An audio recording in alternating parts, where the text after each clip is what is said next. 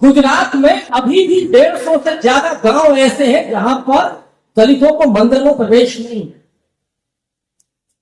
और एक ऐसी सोच वाला व्यक्ति इस समय प्राइम मिनिस्टर है, और ये कहने में मुझे कोई अर्थ नहीं है और डर तो करना ही नहीं कि जिसने अपनी किताब में जो लिखा मैं वो आपके सामने बता रहा हूं। उसने लिखा, और वो नए चयनित आईएएस अधिकारियों को भाषण दे रहे थे, उसमें बोले थे,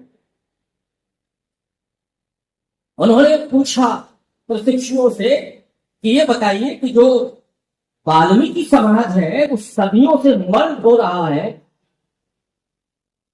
क्या वो जबरन हो रहा है या उसकी अपनी सहमति है?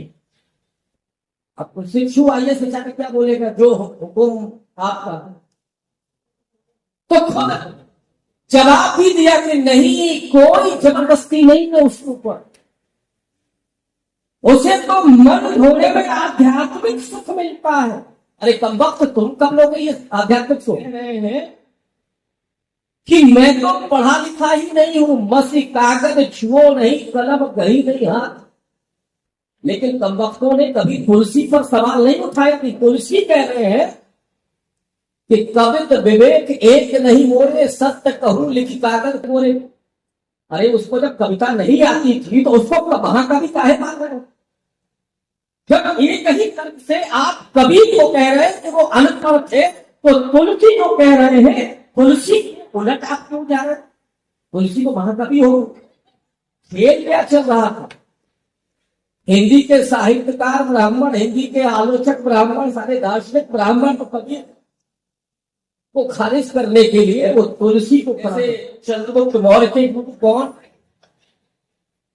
एकलव्य के गुरु कौन, शिवाजी के गुरु कौन, और वो कमबख्त गुरु द्रोणाचार्य, जिसने सीखा भी नहीं और वो अंगूठा लेने के लिए आ गया। और मुझे कतई नहीं लगता कि अंगूठा वो मांगा गया होगा और अंगूठा दे दिया गया होगा। पांडवों ने फटक करके एकलव्य का अंगूठा काट लिया होगा। वो आज भी चल रहा है। और कैसे चल रहा है? जब आरक्षण का पालन नहीं होता, जब नॉट अनसुटेबल होता है, जब आपकी जाति को देख करके नौकरियों से बाहर कर दिया जाता है, और ये जो धरती है वो तो दलित साहित्यकारों की बड़ी धरती है। यहां प्रकाश वाल्मीकि और कई लोग, और उन्होंने जो शुरू में अपनी आत्मकथाओं में लिखा कि जहां स्कूल के दरवाजे पर भी नहीं पहुंच पा रहा है वो दलित, ये अंगूठे से क्या कम है, क्या उसको डांटना है? मैं प्रोफेसर साहब का सही से परिचय करा दें। प्रोफेसर साहब को सुनना आपके और हमारे लिए ये बहुत बड़े सौभाग्य की बात है कि प्रदेश की राजनीति की नब्ज पे अपनी उंगलियां रखने वाले व्यक्ति को, जो हमारे समाज से है, अगर उसको सुनने का मौका मिल रहा है तो सब लोग बहुत ध्यान से सुने। आपस में जो बातें हैं वो बाद में करें। प्रोफेसर साहब के पास बहुत ज्ञान है, क्योंकि लखनऊ में मैं रहता हूं और प्रोफेसर साहब भी वहीं रहते हैं। लखनऊ की किस गली में किसने क्या बात कही राजनीतिक दृष्टिकोण से, वो प्रोफेसर साहब के पास करके खुद ही आ जाती है। बस एक अनुरोध है, प्रोफेसर साहब को साधु भाषा का इस्तेमाल करें। जो श्रोतागण है उनके कैपेबिलिटी को देखते हुए आप उसी भाषा का इस्तेमाल करें ताकि सबकी बात आप भी समझ लें। प्रोफेसर रविकांत।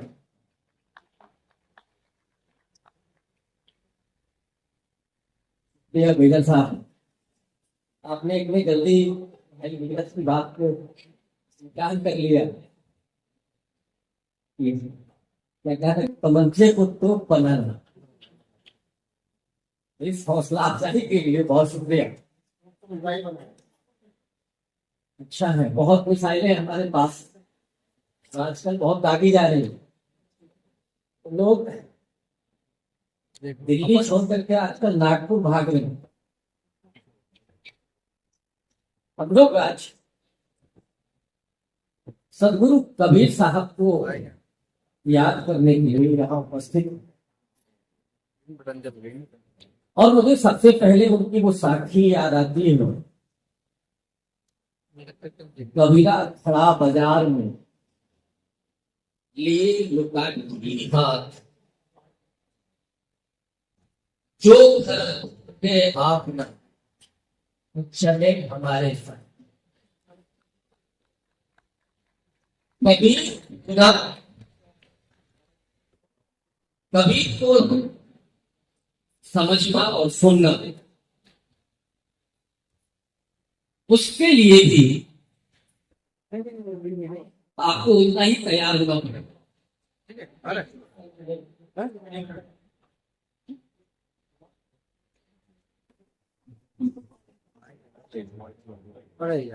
यहाँ पे ज्यादातर जो बात हुई है वो कबीर साहब से जुड़ी हुई, उनके दर्शन, उनके जीवन से जुड़ी हुई। तो मैं अपनी बात दो हिस्से में करूंगा। पहले कबीर साहब के जीवन और दर्शन से जुड़ी हुई, और उसके बाद जो वर्तमान हालात है उस पर कुछ बात करूंगी। और वर्तमान हालातों पर बात इसलिए करूंगा कि अगर कबीर आज होते तो वो क्या कर रहे हैं। कबीर अगर आज होते तो क्या उन्हें कविता करने दी जा रही होती या फतवे जारी हो रहे होते, या यूं किए हुए उनको जेल भेज दिया गया और सालों जमानत नहीं हुई, या कबीर विश्वविद्यालय में होते तो डॉक्टर ऋतु की तरह, लक्ष्मण की तरह तब तो उनको बाहर कर दिया गया।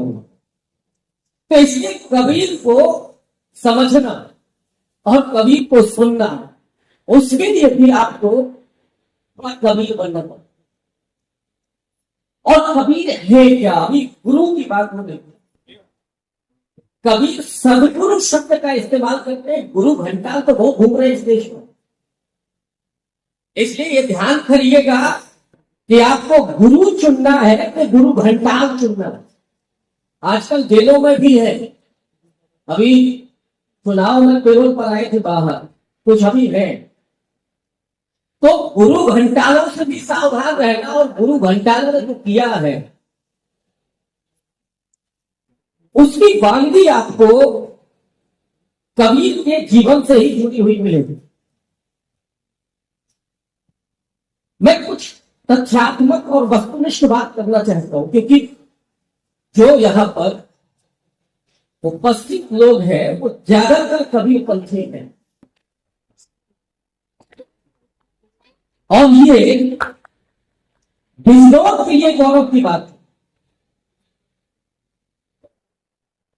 कबीर के जन्म के बारे में, कबीर के गुरु के बारे में, कबीर के मृत्यु के बारे में ये तीन प्रोपोगंडा कि वो विधवा ब्राह्मणी से पैदा हुए थे। आप दोनों चीजें समझिएगा कि एक तो इस देश में कबीर जैसा विवेक संपन्न विद्वान नॉन ब्राह्मण कैसे हो सकता है, और अगर उसको ब्राह्मण स्वीकार कर लिया तो फिर जो कह रहा है वो फिर खतरे में है। तो इसलिए कबीर को जन्म से ही कलंकित कर दिया जाए। कहां पैदा हुए, विधवा ब्राह्मणी से। दूसरा, कबीर के गुरु कौन, रामानंद में, और पूरी कहानी कर दी गई। वो लहर तारा तालाब, रामानंद जी लेटे हुए साहब, सॉरी रामानंद जी गुजर रहे हैं, कबीरदास लेट गए हैं, रामानंद का पैर पड़ा कबीरदास की छाती पर, रामानंद के मुंह से निकला राम, तो कबीर ने उसको मंत्र बना लिया कि मेरी छाती पर कोई लात रखे, उठा के पटक दूंगा, गुरु बनाऊंगा मैं। ये कहां से आ रहा है? और न तो बीजक में कहीं जिक्र है, और वहां से लेकर के जो सबसे प्रामाणिक कबीर के बारे में है वो भक्तमाल। भक्तमाल में भी कबीर के किसी गुरु रामानंद का कोई जिक्र नहीं, लेकिन साफ चेक दिया है वो ठीक वैसे ही जैसे चंद्रगुप्त मौर्य के गुरु कौन, एकलव्य के गुरु कौन, शिवाजी के गुरु कौन, और वो कमबख्त गुरु द्रोणाचार्य जिसने सीखा भी नहीं और वो अंगूठा लेने के लिए आ गया। और मुझे कतई नहीं लगता कि अंगूठा वो मांगा गया होगा और अंगूठा दे दिया गया होगा। पांडवों ने फटक करके एकलव्य का अंगूठा काट लिया होगा। वो आज भी चल रहा है। और कैसे चल रहा है? जब आरक्षण का पालन नहीं होता, जब नॉट फाउंड सुटेबल होता है, जब आपकी जाति को देख करके नौकरियों से बाहर कर दिया जाता है, और ये जो धरती है वो तो दलित साहित्यकारों की बड़ी धरती है। यहां प्रकाश वाल्मीकि और कई लोग, और उन्होंने जो शुरू में अपनी आत्मकथाओं में लिखा कि जहां स्कूल के दरवाजे पर भी नहीं पहुंच पा रहा है वो दलित, ये अंगूठे से क्या कम है, क्या उसको डांटना है? ये प्रदर्शन आज भी जारी है। इसलिए कबीर को आज समझना बेहद जरूरी है। तो साहब रामानंद गुरु हो गए। एक और तीसरा प्रोपोगंडा कि कबीर अपने अंतिम समय में जहां मगहर में है, बहुत सारी बातें मैं छोड़ रहा हूं, मैं ये मान करके कि आप लोग जानते होंगे ढेर सारी चीजें। और जब कबीर का इंतकाल हुआ तो साहब कबीर का जो शव है वो फूल में तब्दील हो गया, और दोनों ही धर्मों के लोगों ने वो फूल वितरित कर लिए और ठंडा दोनों ने शुरू कर दिया। आप मगहर रहेंगे, एक तरफ हिंदू धर्म का मत है और दूसरी तरफ मस्जिद वाले, तो दोनों ही धर्म के लोग वहां ठंडा भी कर रहे हैं। ये फूल के कैसे तो वही शव तब्दील हो सकता है? हमारे पास विवेक है। दरअसल कबीर के साथ भी वही हुआ। मेरा ऐसा अनुमान है कि जो ज्ञानेश्वर के साथ हुआ, जो आगे चल करके एकनाथ के साथ हुआ, जो तुकाराम के साथ हुआ, और जो मीराबाई के साथ हुआ, यही करीब करीब कबीर के साथ हुआ था। इनको मराठी संतों ने जल समाधि ले ली।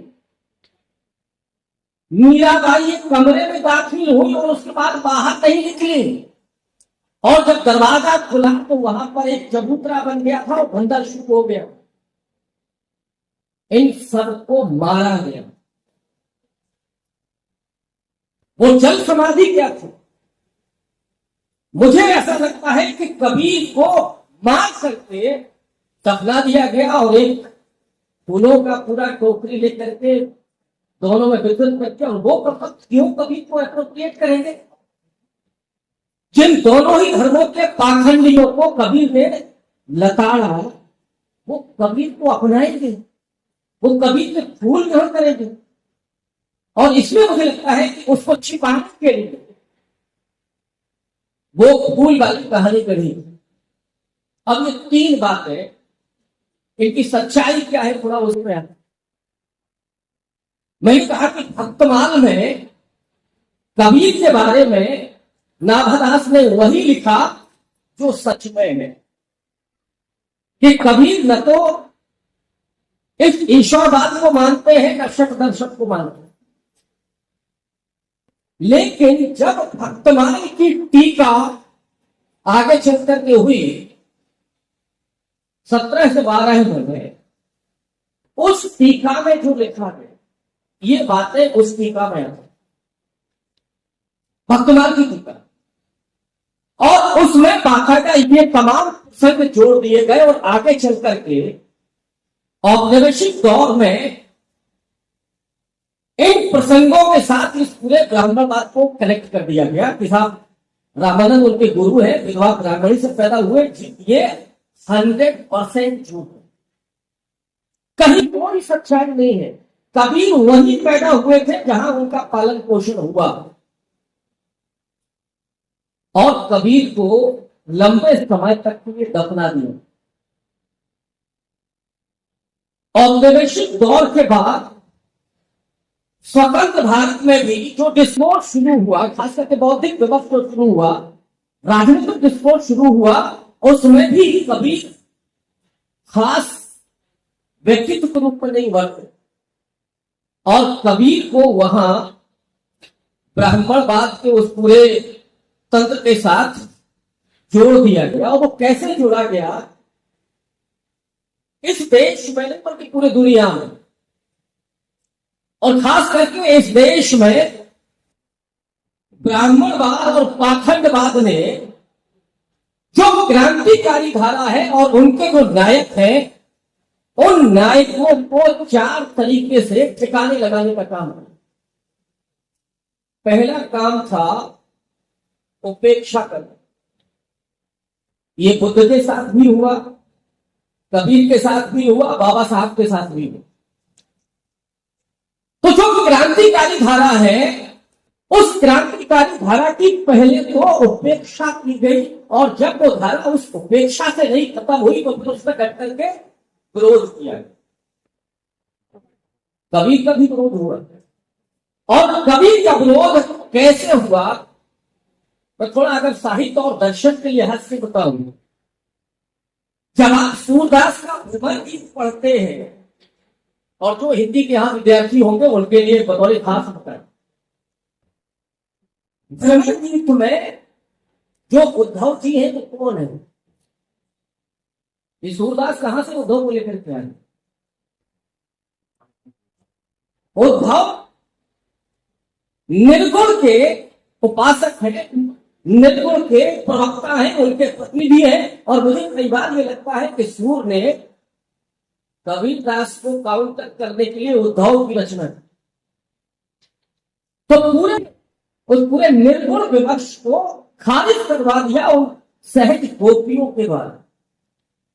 तो वो दार्शनिक द्वंद्व भी चल रहा था, संघर्ष भी चल रहा था, जो उस पदकाल में खारिज होने को विरोध उस तरह से हुआ। और तीसरा स्टेप था कि अगर उपेक्षा और विरोध से भी वो विचारधारा नहीं खत्म हो, तो तीसरा सूत्र बनता है कि फिर उसको विकृत किया जाए। तथागत बुद्ध को विष्णु का नवा अवतार बना दिया गया। पहले तो विरोध किया गया, लेकिन जब विरोध से भी बुद्धिज्म खत्म नहीं हुआ, और विरोध किस हद तक गया, शुंग वंश को अगर आप याद कीजिएगा, वहां क्या इनाम क्या थी? एक बुद्धिस्ट को मारने के लिए 100 सिक्के, वो बुद्ध था। लेकिन जब उससे भी बुद्ध नहीं खत्म हुए, नहीं ध्वस्त हुए, तो फिर बुद्ध को विष्णु का नवा अवतार बना करके उनको विकृत करके और आगे चल करके समाहार करिए। तो जो चौथा स्टेप है, पहले तीसरा विकृत करना और फिर समाहार कर लेना, तो जो हुआ बुद्ध के साथ, फिर कबीर के साथ, तो कबीर को श्याम सुंदर दास ने वैष्णव का प्रतिनिधि घोषित कर दिया, और आगे चल करके कबीर को ब्रह्मा का अवतार बता दिया। अब ये खेल समझिएगा, पूरे हिंदू माइथोलॉजी में एकमात्र सबसे बड़ा खलनायक है देवताओं में, कौन है? ब्रह्मा। ब्रह्मा पर क्या लांछन है वो आप लोग जानते हो। कबीर को ब्रह्मा का अवतार बताया गया, विष्णु को नहीं बताया। तो कबीर की तार्किकता से, कबीर के सवालों से, कबीर की भाषा से, कबीर की फकराना अंदाज से ये पूरा ब्राह्मणवाद कितना डरा हुआ था कि बार बार उसको कबीर के बारे में कुछ नया लेकर के आना पड़ रहा।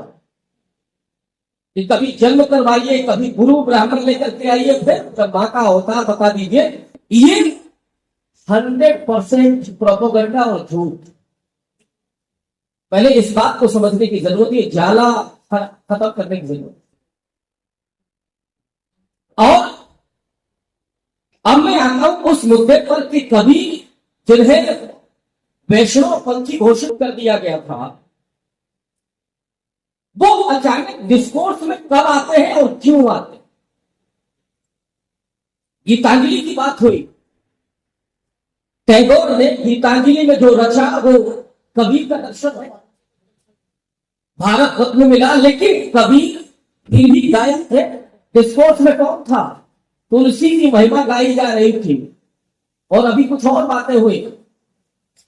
साहब कबीर तो अनपढ़ थे, ये बात सही है कि कबीर को किसी यूनिवर्सिटी से डिग्री नहीं मिली, और डिग्री तो किन किन लोगों की संदेहास्पद है वो भी आपको मालूम है। और कबीर ने कभी दावा नहीं किया कि साहब एमए पास है, लेकिन तर्क कहां से निकाला गया? कबीर कह रहे हैं कि मैं तो पढ़ा लिखा ही नहीं हूं, मसी कागज छुओ नहीं, कलम गही नहीं हाथ। लेकिन कम वक्तों ने कभी तुलसी पर सवाल नहीं उठाया कि तुलसी कह रहे हैं कि कवित विवेक एक नहीं मोरे, सत्य कहूं लिखी कागज मोरे। अरे उसको जब कविता नहीं आती थी तो उसको महाकवि काहे मान रहे हैं? जब एक ही तर्क से आप कबीर को कह रहे हैं कि वो अनपढ़ थे, तो तुलसी को कह रहे हैं तुलसी उलट आप क्यों जा रहे? तुलसी को महाकवि हो। खेल क्या चल रहा था? हिंदी के साहित्यकार ब्राह्मण, हिंदी के आलोचक ब्राह्मण, सारे दार्शनिक ब्राह्मण तो कबीर को खारिज करने के लिए वो तुलसी को खड़ा कर। अब तुलसी कहां कहां घर पहुंच गए, और लोगों ने तो यहां तक कह दिया कि जो प्रवासी भारतीय गए बाहर, गिरमिटिया मजदूर, वो भी तुलसी की रामचरितमानस लेकर के गए। कौन उस समय बैठ करके लिख रहा था किसके पास क्या सामान है? गंगा जल भर करके ले जाने को दो चीजें, तुलसी की रामचरितमानस और गंगा जल, दोनों प्रवासी भारतीय लेकर के जाने को। आप क्या हो रहा है? मैं उस डिस्कोर्स पर नहीं जाऊंगा। जो प्रधानमंत्री 2014 के पहले कह रहा था कि मैं एक ऐसा भारत चाहता हूं कि जिसकी वीजा लेने के लिए लाइन में अमेरिकी के लोग लगे हो। आज की तरह खबर पढ़ लीजिए, अमेरिका से लोग निकाले जा रहे हैं। आज की खबर है 90,000 करीब लोगों को वहां से हवाई जहाज से भारत भेज दिया गया। भाई साहब वहां कहां से आ गए थे? जो पंजाब से, हरियाणा से, यहां तक कि गुजरात से जो लोग अवैध रूप से वहां मजदूरी करने के लिए जा रहे हैं, वहां से निकाले जा रहे हैं। और इन 10 सालों में 10 लाख से ज्यादा लोगों ने भारत की नागरिकता छोड़ दी। वो कहते साहब यहां तो वीजा की लाइन लगी होगी। तो ये भी आया कि अमेरिकी वीजा लेने के लिए निशान हमको भारत में बसना है। अब विश्व शुरू हो गया है। तो जो खेल चल रहा था कबीर के साथ,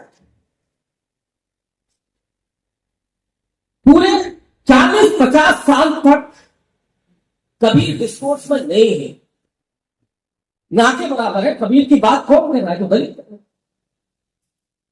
लेकिन कबीर तब डिस्कोर्स में आते हैं जब इस देश पर सबसे बड़ा हमला होता है। 6 दिसंबर 1952 में, याद कीजिए। और 6 दिसंबर ही क्यों चुनी गई? तारीखों को भी गौर करिएगा। जिन्होंने बाबरी मस्जिद को ढाने के लिए 6 दिसंबर की तारीख चुनी, जो आज शौक दिवस मना रहे हैं, वो आपका एक दिवस उन्होंने छीनने की कोशिश की है। लेकिन वो भूल गए हैं कि अब हम बहुत हो रहे, अब हम वो नहीं है। 18वीं 19वीं शताब्दी से लेकर तो 20वीं शताब्दी तक जो कर रहे थे वो करने की तुम्हारी औकात है नहीं। अब हमें भी मालूम है कि 6 दिसंबर को क्या होगा। शौर्य दिवस, हाँ ये जरूर है कि अभी बहुत सारी खामियां हैं, मैंने देखा। लेकिन अच्छा है कि वहां पर झंडा लगाने वाला कौन था? लगाओ झंडा। तुम्हारे लिए ही है, हमें झंडा नहीं लगाना। झंडा भी लगाओ तो सजा भी भुगतो। तो कभी पहली बार डिस्कोर्स में आते हैं जब 6 दिसंबर 1992 होता है, और मैं एक फिल्म की तरफ आपको ध्यान दिलाना चाहता हूं, और मैं चाहूंगा कि आप लोग वो फिल्म देखें, शबनम बिरमानी की पहली फिल्म है हद अनहद, 50 मिनट की फिल्म। कभी इंटरनेशनल डिस्कोर्स बनना शुरू हो, और यहीं पर यह बात भी कह देना जरूरी है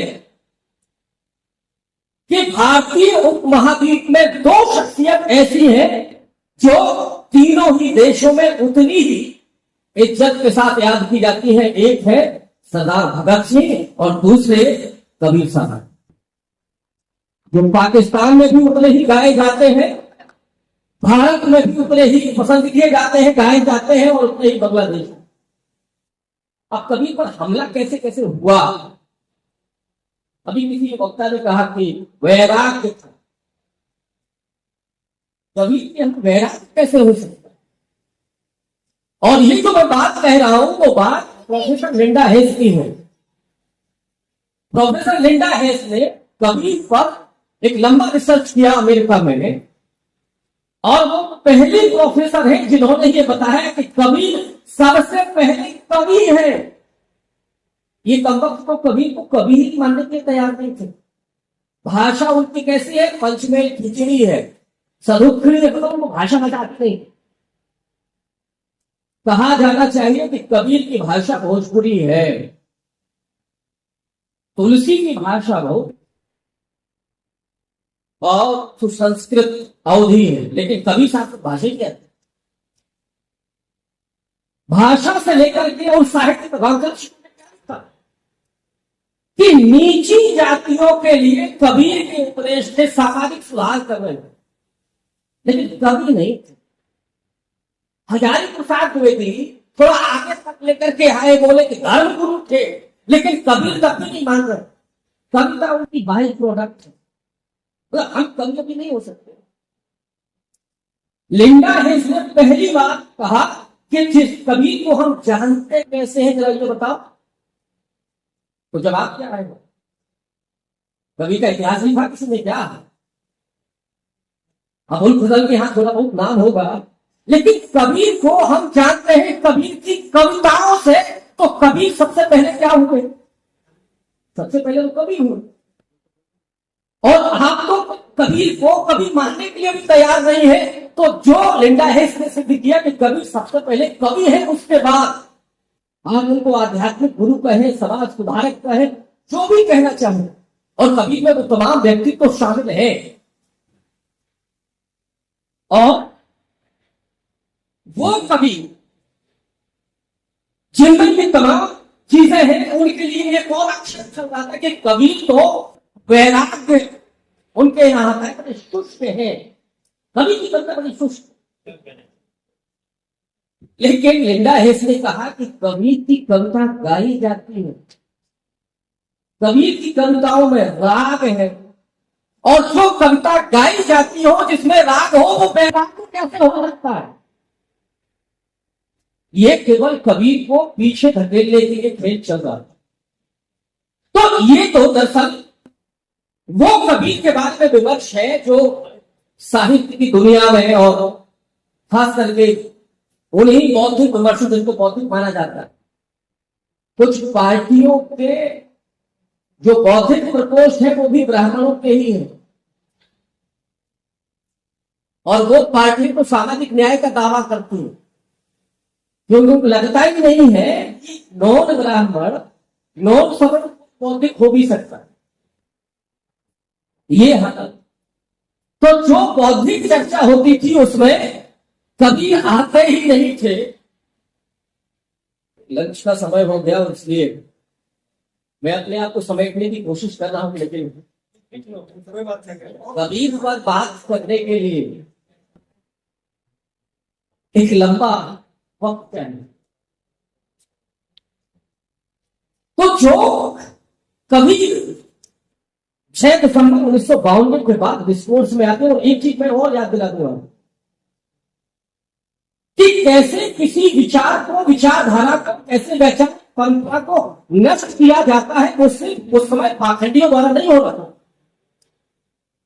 इस डेमोक्रेसी में भी हो रहा था। और मैं दो उदाहरण आपको आपके सामने रखता हूं। तो अलग अलग पार्टियों ने परमाणु परीक्षण किए, दोनों अलग अलग पार्टियों ने, लेकिन उनका कोड वर्ड क्या था? Buddha is smiling. बुद्ध हमेशा अहिंसा की बात करते रहे, करुणा की बात करते रहे और प्रेम की बात करते रहे, सौहार्द की बात कर रहे। ये कमबख्त परमाणु परीक्षण को बुद्धा इज स्माइलिंग कह रहे, कहां रहे? और अभी के जो विश्व गुरु हैं, मैं उनको विश्व गुरु ही मानता हूं। दिन में 3-4 बार तो ड्रेस बदलते ही है। और जब देश में होते हैं तो यहां आजकल वो, जब से ये सरकार आई है तब से हिंदू धर्म बहुत खतरे में। हिंदू धर्म बचाने तो असल में सरकार को हटाना चाहिए। इनके आते ही हिंदू धर्म खतरे में पड़ते। तो यहां जब वो भाषण देंगे, जब इंटरव्यू देंगे, तो बोलेंगे कि मैं पहले हिंदू राष्ट्रवादी हूं, तो मैं ऐसे हिंदू राष्ट्रवादी। ये राष्ट्रवादी नहीं है, ये नाशवादी है। इस देश को बर्बाद करने में जितनी इस हुकूमत की भूमिका है उतनी पहले कभी नहीं। मैं तो कल एक आंकड़ा देख रहा हूं, 2014 के पहले 6 गुजराती बिलियनियर, 6 अरबपति डॉलर वाले। अभी फोर्ब्स की सूची आई है, उसमें 10 गुना से ज्यादा वो गुजराती बिलियनियर है, लेकिन उसी गुजरात से अवैध तरीके से लोग जा रहे हैं अमेरिका। तो देश इतनी बुरी तरीके से डिवाइड, ये गुजरात में नहीं है। गुजरात में तो हालात ये है, ये तो उत्तर प्रदेश है जहां पर एक लंबा मूवमेंट था, महात्मा कांशीराम जी का। बाबा साहब आगरा में आए थे, दिशा देख रहे थे। गुजरात में अभी भी 150 से ज्यादा गांव ऐसे हैं जहां पर दलितों को मंदिर में प्रवेश नहीं।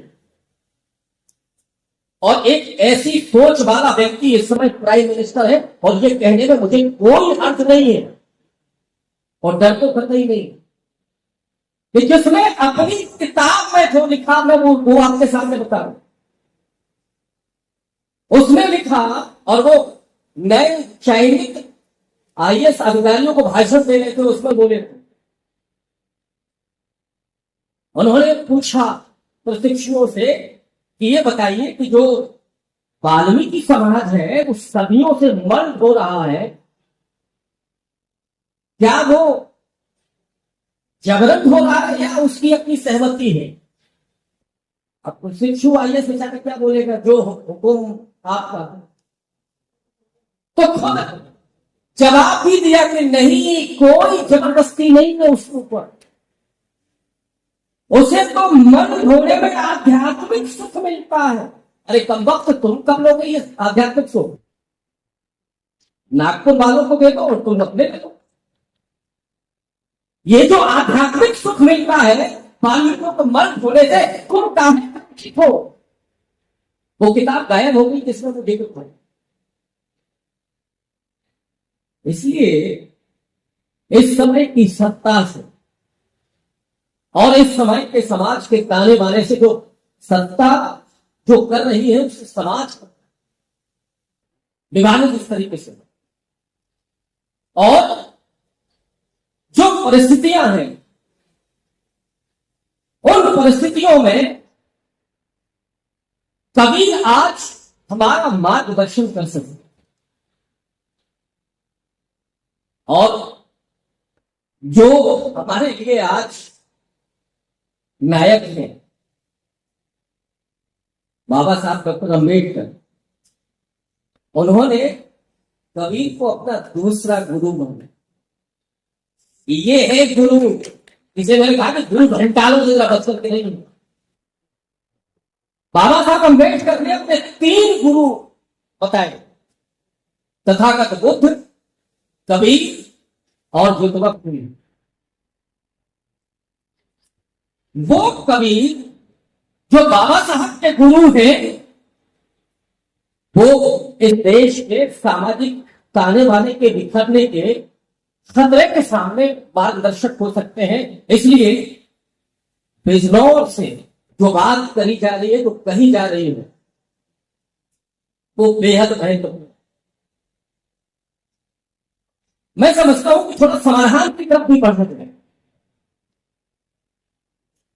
समस्याएं वो सब रूबरू है कि क्या हो रहा है इस देश, समाधान क्या है। ये जो पूरी बौद्ध परंपरा है जिसमें कबीर भी आता, जिसे उन वैदिक कर्मकांडियों ने, ब्राह्मणवादियों ने, जिसको नष्ट भ्रष्ट करने की पूरी साजिशें की, लेकिन यहां तो नहीं बचा। इसके बाहर जब निकला वो धर्म, तो आज दुनिया के 50 से ज्यादा देशों का सिंबल बना हुआ। और बाबा साहब अपने अंतिम दौर में जिन 3 महत्वपूर्ण मुद्दों की बात कर रहे थे, और ये बात आज इसलिए की जानी चाहिए क्योंकि 26 नवंबर जो आने वाली तारीख है, उस 26 नवंबर को हम भारत के संविधान के 75 साल पूरे करने चाहिए। और उस साल हम पूरे करने जा रहे हैं जिस साल डंके की चोट पर लोग कह रहे थे कि हम संविधान बदलने के लिए 400 चाहते हैं। इस देश के लोगों ने, दलितों, वंचितों, पिछड़ों ने, अल्पसंख्यकों ने संविधान बचाने के लिए उनको औकात बताई है। इस बार चुनाव वो केवल नहीं लगा गया था किसको जिताना है, किसको हराना है। ये उन लोगों को ये बताने के लिए कि जो ये कहेगा कि हम संविधान बदलने के लिए 400 चाहते हैं, उनको कहां पर लाकर के खड़ा कर दिया और उसका परिणाम क्या हुआ, प्रभाव क्या हुआ। कि फिर दिन में 3 ड्रेस बदलने वाले उस दिन एक ही ड्रेस पहन करके संविधान के आगे माथा रगड़ रहे हैं। ये है आपकी ताकत। उस ताकत को मुझे नहीं लगता कि हम भूल गए। बाबा साहब ने इस बात को कहा था, और ये वो दौर है जब डॉक्टर अंबेडकर सिर्फ भारत में नहीं बल्कि दुनिया के सर्वश्रेष्ठ विचारकों में शामिल किए जाते। बिजनौर के इस मंच से यह भी कहा जाना चाहिए था कि 20वीं शताब्दी रही होगी गांधी और नेहरू की, 21वीं शताब्दी को डॉक्टर भीमराव अम्बेडकर। और बिजनौर तो वो है, मेजर साहब याद दिला रहे हैं कि जहां बहन चुनाव जीती। खैर मुझे लगता है वो गुजरी बात है, उनके बारे में कुछ ना कहूं तो अच्छा है। उन्होंने जहां पहुंचा दिया तो हम लोग को खड़ा होना पड़ा। हम लोग तो पढ़ना लिखना चाहते, ये भाषणबाजी नहीं चाहते, लेकिन जहां हम पहुंच गए हैं वहां से हमें कोई रास्ता दिखता नहीं है सिवाय हमारे अपने खड़े हो। और ये ध्यान रखिएगा कि जो बुद्ध ने अपने दीपो भाव की बात, कबीर ने अपने घर से बात की, हम ये सोचे कि नहीं साहब भगत सिंह तो हमारे पड़ोस में पैदा होगा तो नहीं होने वाला है, खुद से तैयार रहना पड़ेगा। और अभी तो आपके पास जो पावर है, खतरा क्या हुआ, दिक्कत क्या हुई। बाबा साहब अम्बेडकर ने, और वो 25 नवंबर वाला भाषण है, मैं हर बात कहता हूं कि वो जरूर पढ़िएगा, आप लोग कहीं मिले तो। 20वीं शताब्दी के सर्वश्रेष्ठ भाषणों में से एक। बाबा साहब ने एक जगह की बात कही थी कि हम अपने किसी व्यक्ति को इतना महान ना बना दें कि फिर आपका आत्मविश्वास टूट जाए। वो भी नीरज कह रहे थे कि इतना माला नहीं, आजकल लोगों को माला माल करने की आदत है। किसी भी व्यक्ति को इतना आप सम्मान मत दीजिए कि आपका अपना स्वाभिमान टूट जाए, आपका आत्मविश्वास टूट जाए। और होता यह है कि जब वो व्यक्ति खत्म हो जाए या वो व्यक्ति अपनी क्रांतिकारी का छोड़ दे तो जिन सज्जनों ने खाना खा लिया है वो फिर आपके कुर्सी पर चले हैं। आप खड़े नहीं हो पाते। इसलिए जरूरी है कि जो भी हमारे अपने हैं उनसे भी आंखों में आंखें डाल करके बात की जानी चाहिए, वरना एक कुर्सी यहां लगे रहेगी, बाकी सब नीचे बैठेंगे, ये काम नहीं चलेगा। हमने इतना महान बना दिया, हमने अपना आत्मविश्वास खो दिया, और आज ये आदम है कि हम दर की ठोकर खा रहे हैं। कहीं एफआईआर लग रही है तो कहीं लाठी डंडे चलाए जा रहे, कहीं आपको बाहर निकालना है। उस आत्मविश्वास को जगाने की बात करनी चाहिए और कोई आपको बचाने के लिए नहीं आएगा, इस बात को ध्यान रखिए। और बाबा साहब अम्बेडकर ने महाभारत और भागवत के बारे में कहा था। आपको मालूम होगा, राम कृष्ण शिव विष्णु सब कुछ था। कोई नहीं आने वाला है यदा यदा ही धर्मस्य। वो संविधान की ताकत वो आपके पास है। आप अपने भीतर के आत्मविश्वास को जगाइए, उसको पैदा करिए। आप खड़े हो जाएंगे तो ये देश की तस्वीर बदलेगी और उसकी तस्वीर से जरूरत उसकी। किसी को कभी इतना सम्मान नहीं देना। मैं फिर से कह रहा हूं कि आपका आत्मविश्वास नहीं। मेजर साहब आप तक थोड़ा मुझे बता दिया इतना और समय है, गैरती तो नहीं करूंगा, मैं थोड़ी सी ही और बात करूं। हालांकि ये विषय ऐसा है जिसमें बहुत लंबी चर्चा होनी चाहिए, और इसीलिए मैंने उन बिंदुओं को छोड़ा जो बातें हो गई। तो जो स्थितियां हैं इस समय वो आपका कबीर साहब मार्गदर्शन करते हैं। और बाबा साहब ने क्या आपको बात किया था, एजुकेशन पर काम करना, इसकी बात हो गई, इसे बस कुछ होगा। ये सबको मालूम है कि हमारा उद्धार, हमारा उत्थान, हमारा सशक्तिकरण का रास्ता सिर्फ एजुकेशन है। और इसीलिए बहुत सारी शिक्षण संस्थाएं खत्म की जा रही। और नौजवानों के हाथ में क्या दिया जा रहा है, लाठी और डंडे, उधर ड्रग्स भी आ रहा है, ध्यान रखिएगा। गुजरात के जिस मुंद्रा कोर्ट में आ रहा है वो कहां जा रहा है, पंजाब में पकड़ा गया एक जगह, वो भाजपा के नेत्री के पास। शराब की बात हो रही, शराब से बड़ा खतरा है इस समय ड्रग्स का, और जो धर्म की अपील छटाई जा रही है वो बड़ा खतरा है। और इसलिए बाबा साहब ने जो रास्ता दिया था वो रास्ता था कि एक तो एजुकेशन पर काम करना है, दूसरा आपको अपनी कल्चरल सत्ता स्थापित करनी है। और मुझे लगता है कि इन 10 सालों में जो सबसे बड़ा काम हुआ है, राजनीति में सत्ताएं तो आती जाती रहती हैं, उसकी फिक्र भी नहीं करना है। असली ताकत है आपकी सांस्कृतिक सत्ता की, और जो पिछले 10 साल में हो रहा है, चाहे वो 6 दिसंबर हो, चाहे 14 अप्रैल हो, या कबीर साहब की जयंती हो, या जितने भी हमारे महापुरुष हैं उनकी जयंतियां हो, उनके स्मृति दिवस हो, उनकी शिक्षाएं हो, जिस तरह से इस देश में लगातार ये चल रहा है वो इस बात को साबित करता है कि आने वाले दिनों में हमारे पास हमारी सांस्कृतिक सत्ता होगी।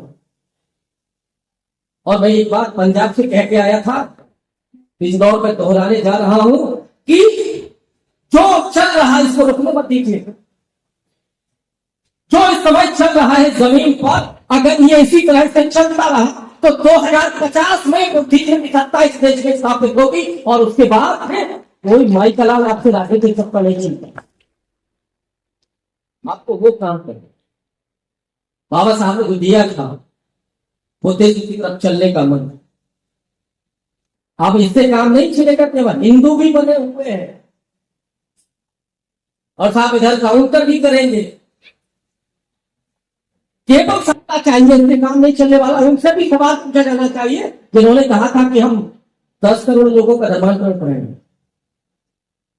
अब बोले चलेगा कि इधर आप गणेश पूजिए, इधर काशी विश्वनाथ मंदिर में माथा टेकिए, मंदिर बनवाइए, गणेश जी को हाथ में दीजिए, ये नहीं चलेगा।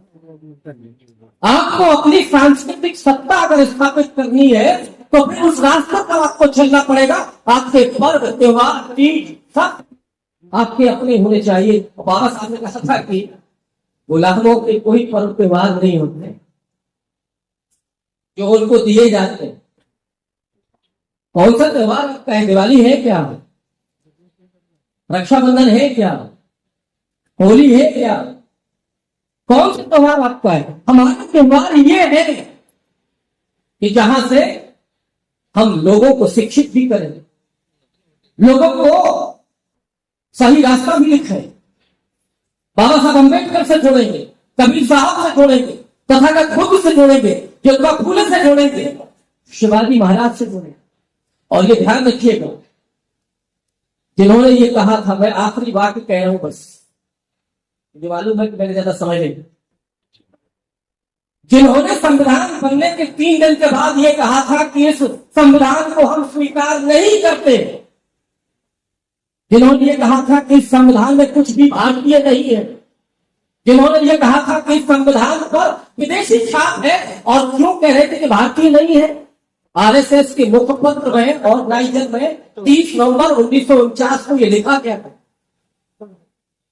कि कुछ भी भारतीय नहीं है संविधान में, क्योंकि इसमें मनु की संहिताएं नहीं है। इनका इरादा तो वही है, बाबा साहब ने तो फूंक दिया था 27 में। अब ये भी मनुस्मृति का मन करके बैठे हुए, इसलिए जरूरी है कि जो लोकतंत्र की ताकत आपको मिली है, जो वोट की ताकत मिली है, जो संगठन बनाने की ताकत मिली है, जो शिक्षित होने का अवसर मिला है, नौकरियां पाने का अवसर मिला है। और ये भी मैं कह दूं कि आपसे ये नहीं कहना है केवल कि नहीं साहब हम नौकरी पाने के नहीं, नौकरी देने के नहीं, नौकरियां भी पानी है, नौकरियां हम कब देंगे? ये खेल वही है कि आप नौकरी से विमुख हो जाएंगे। नौकरियां होती है क्या? उनकी वो नौकरियां भी पानी है, और ऐसे नहीं मिलती, छीन के भी लेना है। तो इसलिए आपको अपनी कल्चरल आइडेंटिटी ही नहीं, वो उस सत्ता को स्थापित करना है। और जो सत्ता जिसको मैं देख पा रहा हूं कि 2050 में आपकी होगी, आपके हाथ में होगी, सिर्फ बाबा साहब का वो सपना जिसको उन्होंने अपने कई किताबों में दर्ज किया कि सांस्कृतिक सत्ता पर ही राजनीतिक सत्ता टिकाऊ होती। वो देश में आया तो मौर्य शासन, मराठी संघ, जब उन्होंने अपनी सांस्कृतिक सत्ता स्थापित की तो शिवाजी महाराज आए। इसलिए आज आपको सिर्फ एक चीज पर काम करना है, वोट कहीं भी देना, वो तो आपको मौका मिलता ही है, उससे भी शिक्षित होने की जरूरत है कि कहां करना है, ये भी आपका विवेक होना चाहिए। लेकिन असली मकसद होना चाहिए सांस्कृतिक सत्ता को स्थापित करने का। और इसलिए ये जो आज का कार्यक्रम है वो इस कड़ी में बहुत महत्वपूर्ण साबित होगा, ऐसा मेरा विश्वास है। आपने बहुत धैर्य के साथ सुना, कितने लोग भी करते हैं, मैं उन सबको बहुत साधुवाद देता हूं। और ये मैं मान करके कि मैं कुछ यहां लेकर के जाऊंगा तो कुछ थोड़ा भाव दे करके भी जाऊंगा। बहुत शुक्रिया। जय भीम, नमो बुद्धाय, जय कबीर।